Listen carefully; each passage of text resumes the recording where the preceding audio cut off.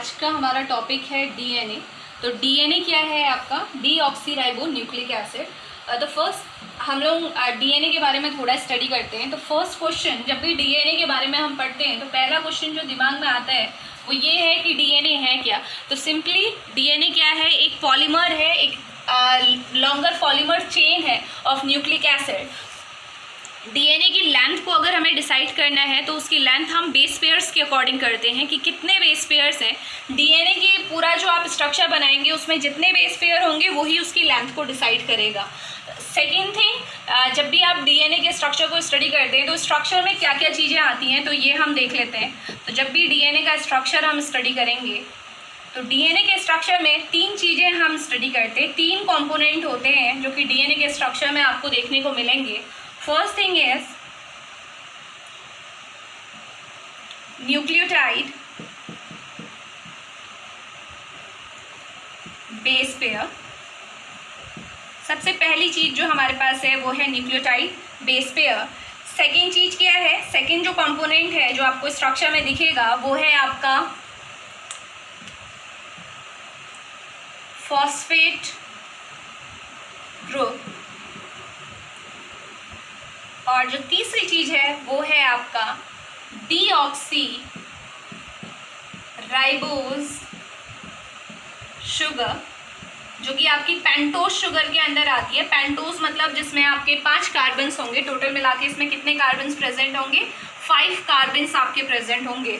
तो ये तीन चीज़ें आपको किसी भी डीएनए के स्ट्रक्चर में, पूरा स्ट्रक्चर आप देखेंगे, तीन चीज़ें आपको दिखेंगी। तो ये दोनों के लिए तो आप पेंटोज शुगर, आपको यहीं पे हम उसका स्ट्रक्चर देख लेते हैं। अगर पेंटोज शुगर की हम बात करते हैं तो ये है आपकी pentose sugar, HOH, again HOH, OH, H and then CH2OH, H। तो ये आपका स्ट्रक्चर है पेंटोज शुगर का। आप देखेंगे इसमें 5 कार्बन है, 1 2 3 4 एंड 5। तो 5 कार्बन आपके प्रेजेंट हैं। तो ये तो बनी आपकी डीऑक्सीराइबोज शुगर। सेकेंड आपका फॉस्फेट ग्रुप है। फॉस्फेट ग्रुप सबको पता है, PO4 ग्रुप आपका रहेगा। और न्यूक्लियोटाइड बेस पेयर अब आ जाते हैं, जो कि मेन चीज़ है न्यूक्लियोटाइड बेस पेयर। तो जब भी बेस पेयर की हम बात करते हैं तो 2 टाइप के बेस पेयर अवेलेबल होते हैं। वो कौन कौन से बेस पेयर हैं आपके पास?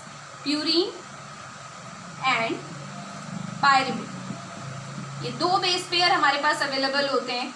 प्यूरीन आप जानते हैं 6 मेंबर्ड आपकी, पायरिमिडीन आपकी 6 मेंबर्ड रिंग होती है और प्यूरीन आपकी क्या होती है? 5 मेंबर्ड रिंग स्ट्रक्चर होता है। तो जब भी आप इन दोनों को स्टडी करते हैं तो प्यूरीन के अंदर कौन कौन से बेस पेयर आपके आते हैं? प्यूरीन के अंदर के बेस पेयर हम देख लेते हैं। एक है आपका एडिनिन, ठीक है, जो कि पायरिमिडीन के किस बेस पेयर के साथ करता है? इसमें हम दोनों को एक साथ करते चलते हैं। जैसे प्यूरीन का एडिनिन है तो वो पायरिमिडीन के किसके साथ बेस पेयरिंग करता है आपका? AT थाइमीन के साथ, ठीक है। और अगर प्यूरीन में अगर आपका ग्वानिन है तो ये किसके साथ बेस पेयर करेगा? आपका साइटोसिन के साथ। तो ये सिंपल आपको समझ में आना चाहिए कि जब भी हम बेस पेयर की बात करते हैं तो बेस पेयर 2 टाइप के होते हैं, प्यूरीन एंड पायरिमिडीन। प्यूरीन कौन से होंगे? जिसमें प्यूरीन रिंग होगी। प्यूरीन रिंग कैसी होती है? आपकी 5 मेंबर्ड रिंग होती है। पूरा स्ट्रक्चर आप बाद में देखेंगे। और पायरिमिडीन आपकी होती है 6 मेंबर्ड रिंग।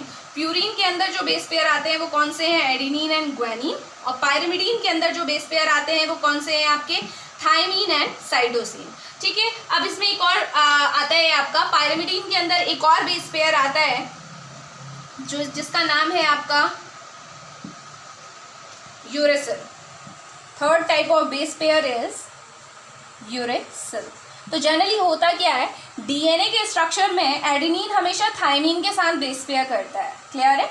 बट जब आप आरएनए के स्ट्रक्चर की बात करते हैं तो ये थाइमीन की जगह कौन आ जाता है? यूरेसिल आ जाता है। बस इतना आपको ध्यान में रखना है कि प्यूरीन बेस हमारे पास है adenine and guanine, AG, and pyrimidine base pair है आपका TCU, T thymine, cytosine and uracil. तो ये आपका पूरा कंपोजिशन है। तो आपके डीएनए के स्ट्रक्चर में ये सारी चीज़ें हमें देखने को मिलेंगी। अब इसके नेक्स्ट हम स्ट्रक्चर में ही आ रहे हैं। ये तो आपकी केवल कंपोजिशन थी।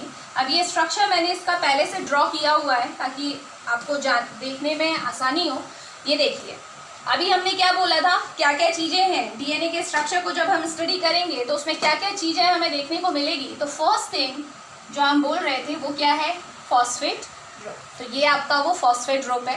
देन सेकंड जो हमने बोला था वो क्या था, यहाँ पे आपका CH2 रहेगा, ठीक है। तो ये वाला क्या है आपका न्यूक्लियोटाइड बेस पेयर हो गया, ठीक है। ये आपका राइबोस शुगर हो गई। और लास्ट जो आपका पार्ट है, लास्ट कंपोनेंट जो मैंने बोला था वो ये है, और जो क्या है आपका बेस पेयर। बेस पेयर कौन सा है, थायमीन। तो देखिए डीएनए का स्ट्रक्चर कैसे बनता है, एक फॉस्फेट ग्रुप जुड़ेगा। हमेशा ध्यान रखेंगे डीएनए के स्ट्रक्चर में दो चीजें आती हैं। जो बैकबोन है, बैकबोन किससे मिलके बन रही है, देखो फॉस्फेट ग्रुप और शुगर से। फॉस्फेट ग्रुप है, शुगर के साथ जुड़ा हुआ है, then phosphate group sugar, phosphate group sugar.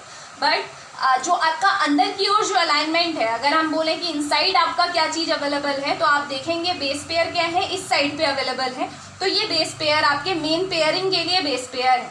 तो ये देखिए ये एक आपको स्ट्रक्चर दिख रहा है, जब डीएनए का हम स्ट्रक्चर बनाते हैं, ये आपका डीएनए का स्ट्रक्चर है, ठीक है।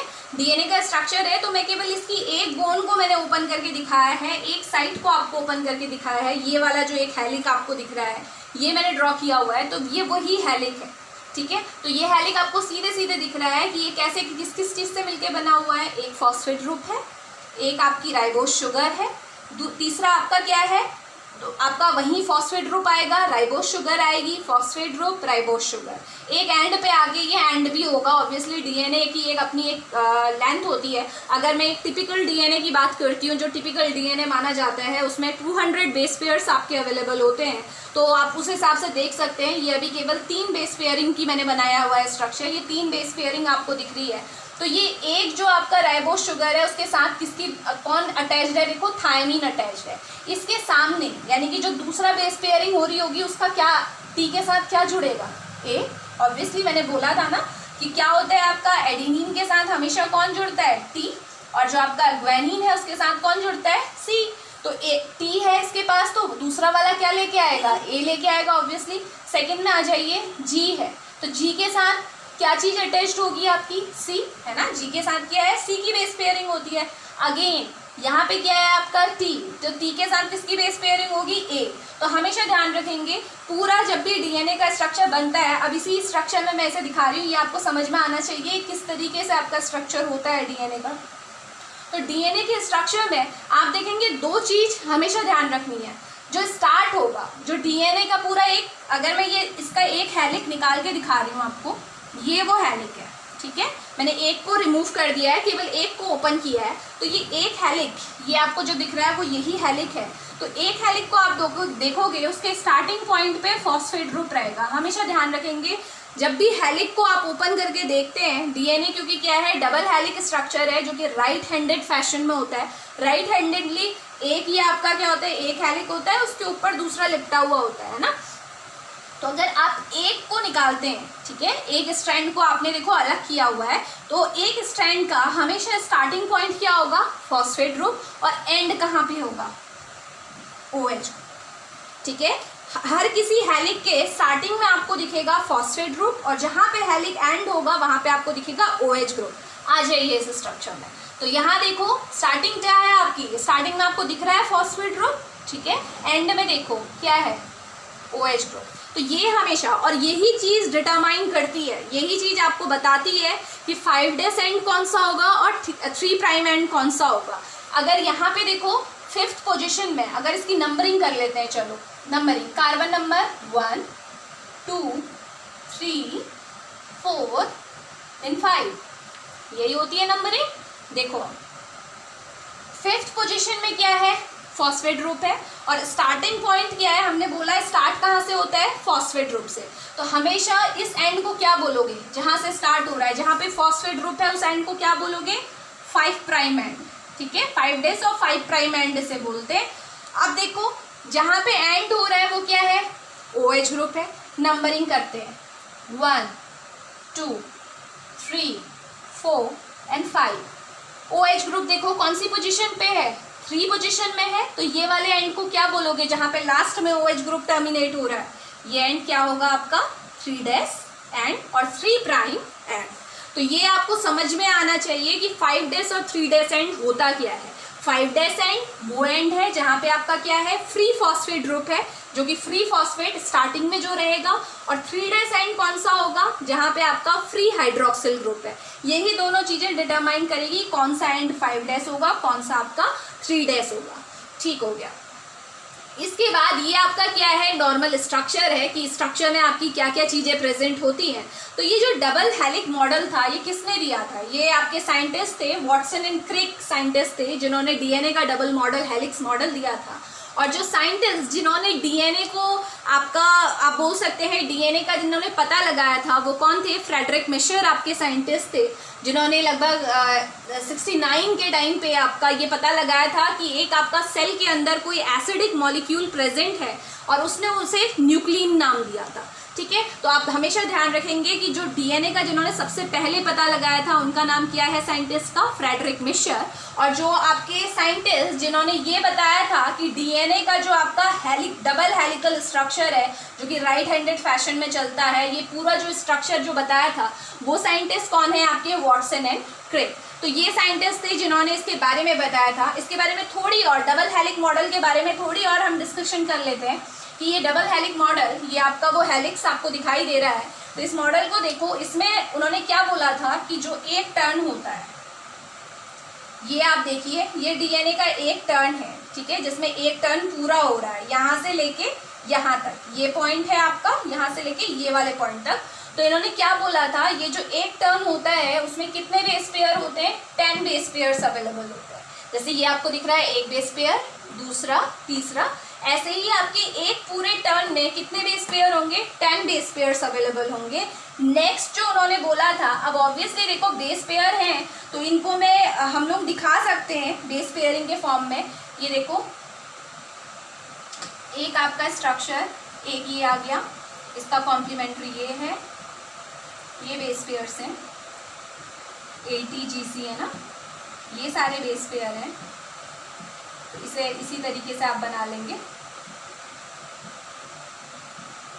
देखिए ये बेस पेयर्स हैं। ठीक है, तो उन्होंने क्या बोला कि जो वॉटसन एंड क्रिक थे, उन्होंने ये डबल हेलिक मॉडल दिया था। उन्होंने क्या बोला था कि पूरा अगर एक टर्न को हम देखते हैं हेलिक स्ट्रक्चर को, तो उसमें टोटल कितने बेस पेयर्स होते हैं, 10 बेस पेयर्स अवेलेबल होते हैं। और अगर किन्हीं दो बेस पेयर के बीच की हम डिस्टेंस देखें, किसी दो बेस पेयर के बीच की अगर डिस्टेंस देखें, तो वो कितनी होती है, 0.34 नैनोमीटर।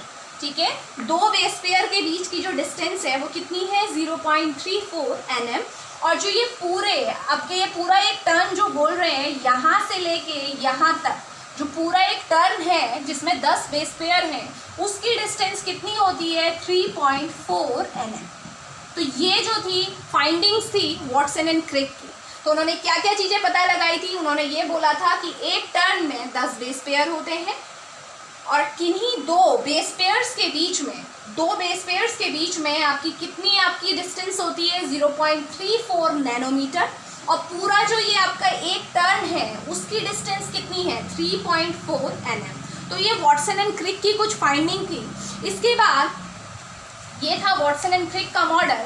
अब इसके बाद नेक्स्ट जो हमारे पास आता है टॉपिक, वो है पैकेजिंग ऑफ डीएनए। डीएनए कैसे पैक होता है, ठीक है। प्रोकैरियोट, देखो प्रोकैरियोट और यूकैरियोट में डीएनए की पैकिंग का पैटर्न बिल्कुल अलग होता है। जो आपके प्रोकैरियोट्स हैं उनमें जो पैकिंग होती है, एक सिंगल आपका एक सर्टेन प्रोटीन होती है जिसके अराउंड आपका डीएनए क्या होता है, पूरी तरह से पैक्ड होता है। जबकि आप यूकैरियोटिक्स में देखेंगे तो यूकैरियोटिक्स में एक स्पेसिफिकली पॉजिटिवली चार्ज आपकी क्या है, प्रोटीन है, जिसे हम क्या बोलते हैं, हिस्टोन। हिस्टोन आपकी पॉजिटिवली चार्ज प्रोटीन है। और डीएनए आप जानते हो तो डीएनए का जो आपका नेचर होता है या चार्ज होता है वो नेगेटिवली चार्ज होता है। तो पॉजिटिव, ये पॉजिटिव है, डीएनए नेगेटिव है, दोनों एक दूसरे को अट्रैक्ट करेंगे। और इसके अराउंड पूरी तरह से क्या होगा, इस तरीके से आपका, आप चाहे कैसे भी दें, इस तरीके से आपका क्या रहेगा, डीएनए पैक रहेगा। तो ये डीएनए की पैकेजिंग होती है कि किस तरीके से डीएनए पैक्ड होता है। हिस्टोन एक प्रोटीन है, ठीक है, उसके अराउंड आपका डीएनए क्या है, पूरी तरह से पैक्ड है। और इस पूरे जो स्ट्रक्चर को हम बोलते हैं अब वो क्या है आपका, न्यूक्लियोसोम।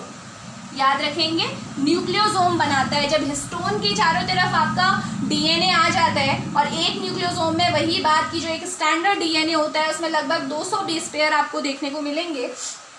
तो न्यूक्लियोसोम आपका जो फॉर्म हो रहा है, अब ये न्यूक्लियोसोम क्या है, ठीक है, न्यूक्लियोसोम में डीएनए है और यही न्यूक्लियोसोम बाद में क्या बनाता है, आपका क्रोमेटिन बनाता है। क्रोमेटिन आपको पता होना चाहिए, क्रोमेटिन क्या है आपका, क्रोमेटिन आपकी वही आपका स्ट्रक्चर है, वही थ्रेड लाइक स्ट्रक्चर है जो कि सेल डिवीजन के टाइम पे क्रोमोसोम बनाता है। और फिर वो क्रोमोसोम क्या होते हैं आपके मेटाफेज में, देन आपकी मेटाफेज और एनाफेज में एक दूसरे से अलग होते हैं और पर्टिकुलर आपका क्या बनता है, एक एक अलग अलग सेट बनता है आपका क्रोमोसोम्स का। तो ये आपके सेल डिवीजन के टाइम पे आपके काम आने वाले हैं। तो सिंपली आप इस तरीके से पैकेजिंग होती है, आपको पता होना चाहिए कि डीएनए की पैकेजिंग कैसे होती है। तो ये पैकेजिंग थी। इसके बाद नेक्स्ट हमारे पास जो आते हैं, देखो अभी तक हमने ये नहीं बोला कि डीएनए, हमें पता चल गया कि डीएनए क्या है, उसका स्ट्रक्चर क्या है, कौन से साइंटिस्ट ने क्या डिस्कवर किया था। बट अब बात करते हैं कि डीएनए के बारे में हम क्यों पढ़ रहे हैं, क्या रीज़न है कि डीएनए के बारे में इतना हमें पढ़ना पड़ रहा है। तो डीएनए सिंपली जो आपका स्टार्टिंग में हम बोलते हैं कि एक जनरेशन से, अगर पेरेंट्स से आपके फ्यूचर जनरेशन में अगर कोई ट्रेड्स ट्रांसफ़र हो रहे हैं तो वो किसकी वजह से हो रहे हैं, डीएनए की वजह से। बट ये पता कैसे चला कि वो जो है आपका मॉलिक्यूल जिसकी वजह से एक जनरेशन से दूसरी जनरेशन में जो क्वालिटीज़ हैं आपकी, आप बोल सकते हैं जो ट्रेड्स हैं वो ट्रांसफ़र हो रहे हैं, वो डीएनए है। इसका पता कैसे चला, तो ग्रिफिथ आपके साइंटिस्ट थे, सबसे पहला एक्सपेरिमेंट जो किया था ग्रिफिथ ने किया था। तो ग्रिफिथ ने जो आपका एक्सपेरिमेंट किया था, इसे ग्रिफिथ एक्सपेरिमेंट बोलेंगे आप, ठीक है। ग्रिफिथ का एक्सपेरिमेंट बहुत सिंपल एक्सपेरिमेंट था, ठीक है। इन्होंने केवल ये बताया था ट्रांसफॉर्मेशन को, ठीक है। इन्होंने ये बताया कि एक जनरेशन से दूसरी जनरेशन में कोई ना कोई ऐसी चीज़ ट्रांसफ़र ज़रूर हो रही है जिसकी वजह से जो ट्रेड्स हमारे पेरेंट्स में है वो कहीं ना कहीं हमें मिल रहे हैं। तो ग्रिफिथ ने जो एक्सपेरिमेंट किया था वो कम्प्लीटली जो एक्सपेरिमेंट था वो क्या था, ट्रांसफॉर्मेशन का था। केवल ये बताया था कि कुछ ना कुछ ट्रांसफॉर्म हो रही है, उन्होंने ये नहीं बोला था कि वो डीएनए है या फिर प्रोटीन है। तो ग्रिफिथ ने जो एक्सपेरिमेंट किया वो कैसे किया, देखिए उन्होंने क्या किया, आपकी 2 स्ट्रेन ली, कोई भी आपका आप बोल सकते हैं माइस थे, ठीक है। तो माइस अपने एक्सपेरिमेंट के लिए माइस को सिलेक्ट किया और क्या किया, 2 स्ट्रेन आपकी ली थी उन्होंने। एक थी आपकी एस स्ट्रेन, ये बैक्टीरिया की स्ट्रेन है, ठीक है। एक ली आपकी आर स्ट्रेन। 2 स्ट्रेन आपकी थी, S strain and R strain. तो एस स्ट्रेन कौन सी थी, जिनमें आपका कैप्सूल था, विद कैप्सूल। बैक्टीरिया जिनमें कैप्सूल था उसे क्या बोला, एस स्ट्रेन। और आर स्ट्रेन कौन सी थी, जिसमें कैप्सूल नहीं था, विदाउट कैप्सूल, ठीक है। अब इन्होंने क्या किया, देखो बैक्टीरिया लिए, बैक्टीरिया, और वो भी कौन सा लिया, न्यूमोनिया का, स्ट्रेप्टोकोकस न्यूमोनी बैक्टीरिया का नाम है जो इन्होंने लिया था ग्रिफिथ ने। तो इन्होंने क्या किया, जो स्ट्रेप्टोकोकस जो न्यूमोनी था उसकी 2 स्ट्रेन ली, एस स्ट्रेन और आर स्ट्रेन। एस स्ट्रेन ऐसी थी जिसमें बैक्टीरिया के बाहर का जो कैप्सूल का कवर होता है वो इंटैक्ट था, और आर स्ट्रेन ऐसी थी जिसमें कैप्सूल का कवर नहीं था। क्लियर, इतनी बात ध्यान रखेंगे। अब उन्होंने क्या किया, माइस जो हैं चूहे, उनमें ये दोनों को इंजेक्ट किया। पहले उन्होंने एस स्ट्रेन डाली चूहों में, ठीक है। तो एस स्ट्रेन और न्यूमोनिया की एक खासियत होती है कि वो जो उसकी आप बोलते हैं जो विरुलेंट प्रॉपर्टी होती है डिजीज कॉज करने की, अगर मैं बोलूँ कि अगर न्यूमोनिया किसी को हो रहा है, स्ट्रेप्टोकोकस न्यूमोनी जो आपका बैक्टीरिया है, अगर किसी की बॉडी में एंटर कर रहा है तो उसकी वजह से जो बीमारी होती है ना वो कैप्सूल पोर्शन की वजह से होती है, सिंपल।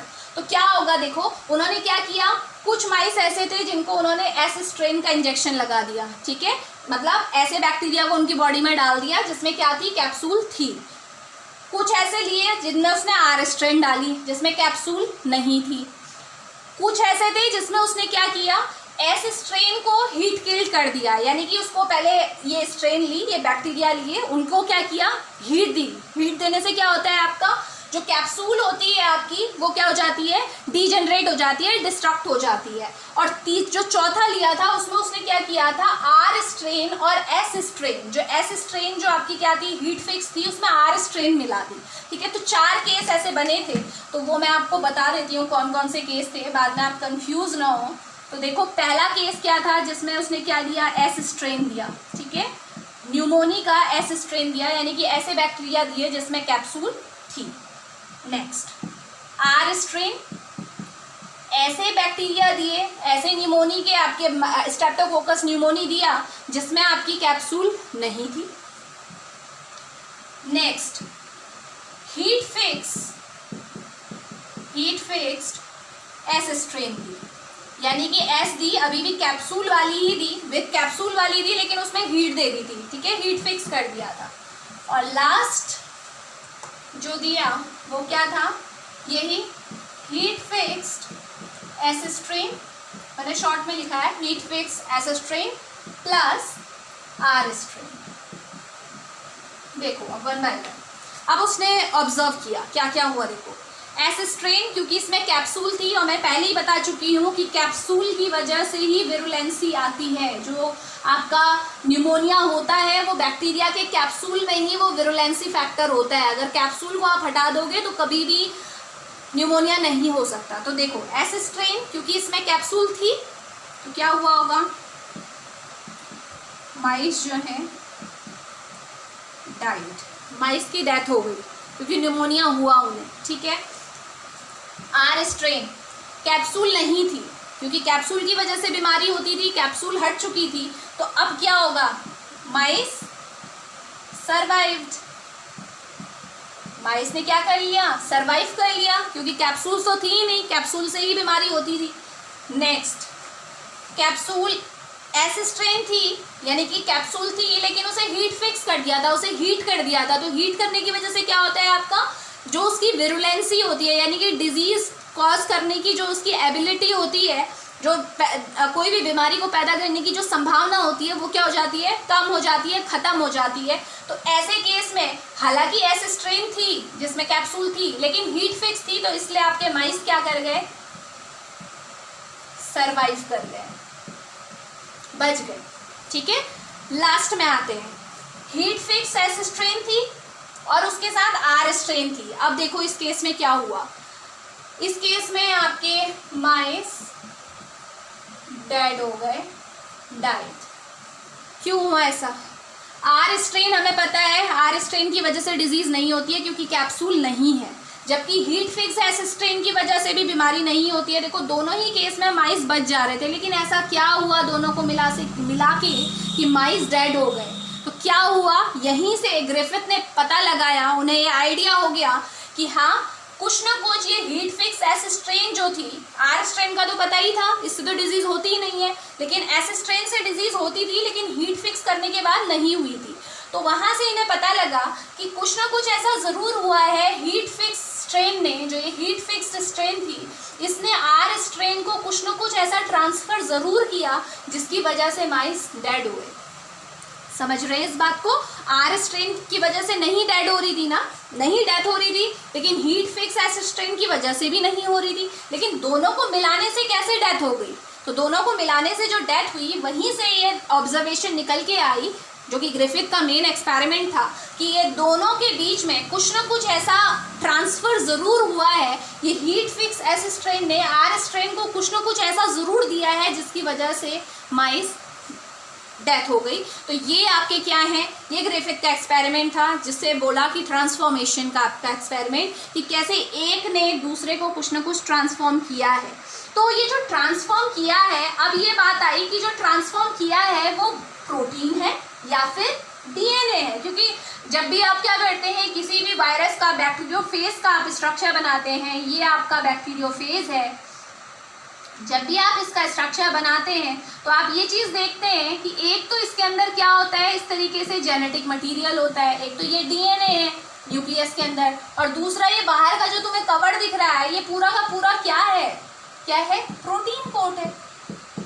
अब इन दोनों के बीच में आपका क्या होने लगा कि भाई इन दोनों में से क्या है, कि डीएनए है या प्रोटीन है, दोनों में से एक होगा ज़रूर, क्योंकि दो ही चीज़ें हैं, या तो डीएनए है या पूरा बाहर का कवर क्या है, प्रोटीन है। तो अब इस चीज़ को आपका डिसाइड करने के लिए फिर से एक एक्सपेरिमेंट हुआ, जिसे हमने, जो एक्सपेरिमेंट का नाम क्या था आपका, हर्शे एंड चेज एक्सपेरिमेंट,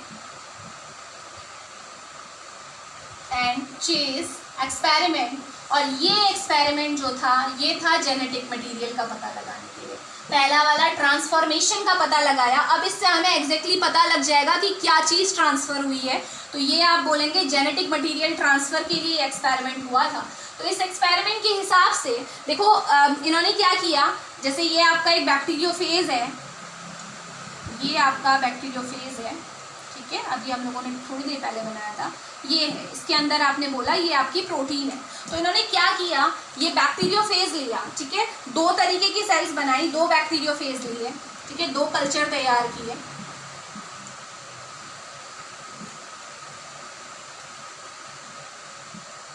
ये आपका बैक्टीरियोफेज हो गया, ये इसके अंदर का डीएनए है।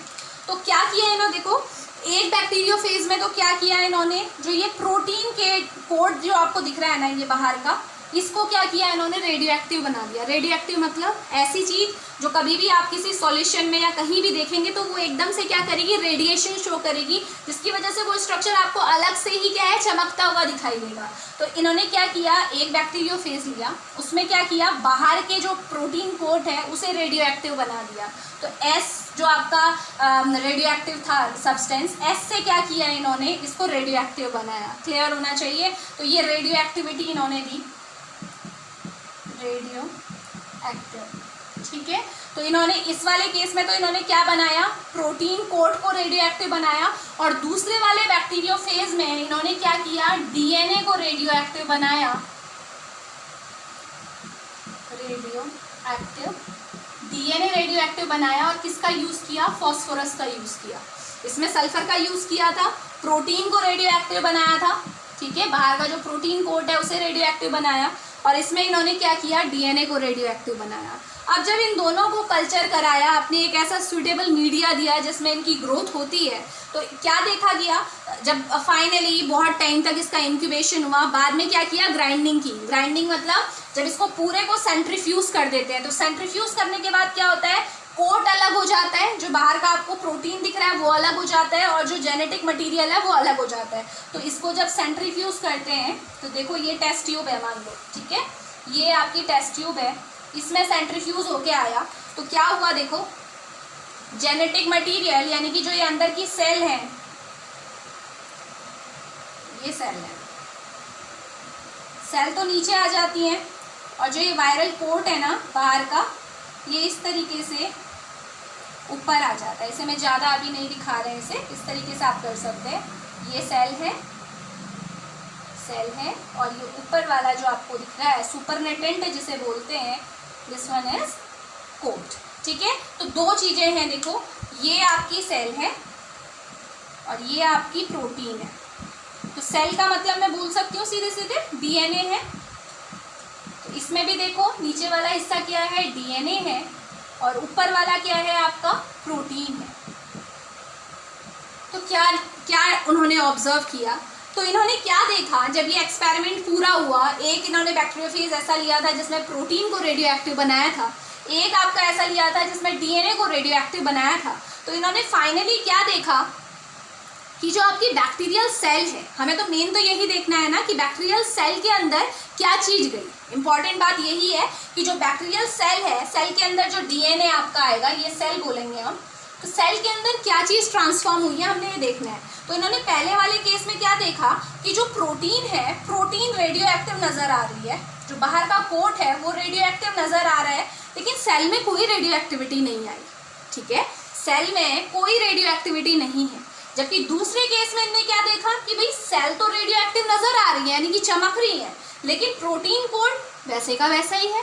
तो यहाँ से अंदाज़ा लगाया गया कि सेल्स रेडियो एक्टिव हो रही हैं, इसका मतलब जो डीएनए था, जो आपने रेडियो एक्टिव बनाया था, वो कहाँ गया है, सेल के पास गया है, इसीलिए तो सेल चमक रही हैं। सेल अगर रेडियो एक्टिव हो रही हैं, इस केस में अगर आपको सेल रेडियो एक्टिव दिखा रही हैं, रेडियो एक्टिविटी शो कर रही हैं, तो आप क्लियर कट बोल सकते हैं कि सेल रेडियो एक्टिव है। तो इसका मतलब सीधे सीधे है कि जो ये डीएनए है, ये जो डीएनए आपको दिख रहा है, ये सेल के अंदर गया है, यही है जो ट्रांसफॉर्म हुआ है। जबकि आप इस केस में देखें तो अगर यहाँ आपको दिख रहा है कि भाई सेल तो रेडियो एक्टिव है ही नहीं, रेडियो एक्टिव क्या है, ऊपर का जो प्रोटीन है, तो वहाँ से अंदाज़ा लगा कि ये जो बाहर का प्रोटीन कोट होता है है ये सेल के अंदर जाता ही नहीं है। अगर प्रोटीन कोड सेल के अंदर जाता कि ट्रांसफॉर्म होता तो सेल आपकी चमकती। तो ये एक्सपेरिमेंट फाइनली ये बताता है कि जो चीज़ ट्रांसफॉर्म हो रही है, एक से दूसरे में जा रही है, जिस भी कल्चर में आपने इस बैक्टीरियोफेज को रखा था, ऑब्वियसली जिन भी सेल्स में आपने इसे रखा था, तो बैक्टीरियोफेज से क्या चीज़ ट्रांसफ़र हुई? डीएनए ट्रांसफ़र हुआ। पता कैसे चला? क्योंकि सेल्स उस केस में चमकी जहाँ पे डीएनए रेडियो एक्टिव था। जहाँ पे आपने प्रोटीन को रेडियो एक्टिव किया था वहाँ पे सेल्स में कोई भी ब्राइटनेस नहीं आई। रीज़न यही है क्योंकि सेल कोट आपने क्या किया था? रेडियो एक्टिव किया था। कोट सेल के अंदर जाता ही नहीं है, इसी वजह से सेल के अंदर कोई भी रेडियो एक्टिविटी नहीं आई है। तो ये एक्सपेरिमेंट था हर्शी और चेस का, जिन्होंने ये बताया कि जो ट्रांसफॉर्मेशन हो रहा है, जो एक जनरेशन से दूसरी जनरेशन में जो ट्रेड्स जा रहे हैं वो किस वजह से जा रहे हैं? डीएनए की वजह से जा रहे हैं। प्रोटीन कोड बाहर ही रह जाता है, मेन कौन जाता है? आपका डीएनए जाता है। इसी वजह से उस बैक्टीरियोफेज में जिसमें आपने डीएनए को रेडियो एक्टिव बनाया था, उसी केस में आपकी जो सेल्स थी वो क्या हुई थी? ब्राइटनेस शो कर रही थी या भी रेडियो एक्टिविटी शो कर रही थी। तो ये पूरा एक्सपेरिमेंट हर्शे और चेस का एक्सपेरिमेंट है। तो इस एक्सपेरिमेंट के थ्रू फाइनली ये चीज़ प्रूफ हो गई थी कि डीएनए ही हमारा जेनेटिक मटेरियल है। तो अब ये जेनेटिक मटेरियल है, तो नेक्स्ट लेक्चर में हम यही देखेंगे कि ये जेनेटिक मटेरियल कैसे अपना जो भी आपके फंक्शंस हैं कैसे परफॉर्म करता है। बिकॉज जब डीएनए आपका है तो डीएनए से ही आपको पता है जेनेटिक मटेरियल है, तो एक जनरेशन से दूसरी जनरेशन में यही जाने वाला है। तो पूरी प्रोसेस क्या होती है, कैसे डीएनए आपका रेप्लिकेट होता है, कैसे देन उसका ट्रांसक्रिप्शन होता है और कैसे फिर ट्रांसलेशन होता है और फाइनली आपकी प्रोटीन सिंथेसाइज होती है जो कि रिस्पॉन्सिबल होती है किसी भी पर्टिकुलर फंक्शन के लिए। ये आपका क्या है? पूरा डीएनए के बारे में इंफॉर्मेशन है। तो नेक्स्ट लेक्चर में मिलते हैं with DNA replication. Thank you.